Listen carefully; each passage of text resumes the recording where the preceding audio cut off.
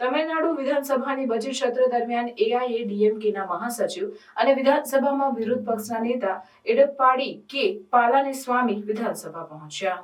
તમિલનાડુ વિધાનસભાની બજેટ સત્ર દરમિયાન અન્ના દ્રવિડ મુન્નેમ કઝગમ મહાસચિવ અને વિધાનસભામાં વિરોધ પક્ષના નેતા એડપ્પાડી કે પાલાનીસ્વામી વિધાનસભા પહોંચ્યા. એઆઈએડીએમકેના ધારાસભ્યો સાથે તેમણે કાળા શર્ટ પહેરીને વિધાનસભામાં પ્રવેશ કર્યો, જે ડીએમકે સરકારની નીતિઓ અને નિર્ણયોનો વિરોધ પ્રતીક તરીકે ગણવામાં આવ્યો. બિઝનેસ એડવાઇઝરી કમિટીની બેઠક બાદ નિર્ણય લેવામાં આવ્યો કે તમિલનાડુ વિધાનસભાનું બજેટ સત્ર 30 એપ્રિલ 2025 સુધી ચાલશે. આ સત્ર દરમિયાન રાજ્યના નાણાપ્રધાન થંગમ થેના રાસુએ 2025-26 માટેનું રાજ્યનું બજેટ રજૂ કર્યું, જેમાં વિવિધ નીતિઓ અને યોજનાઓની જાહેરાત કરવામાં આવી.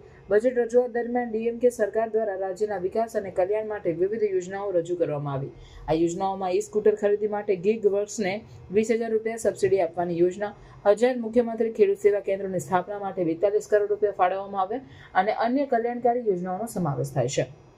બીજેપી રાજ્ય અધ્યક્ષ અન્નામલાઈએ ડીએમકે સરકારના બજેટની ટીકા કરી અને જણાવ્યું કે તમિલનાડુનું દેવું ગુજરાતના તુલનામાં 3 ગણું વધારે છે. તેમણે રાજ્યના આર્થિક વ્યવસ્થાપન અંગે પ્રશ્નો ઉઠાવ્યા અને ડીએમકે સરકારની નીતિઓની સમીક્ષા કરવાની માંગ કરી.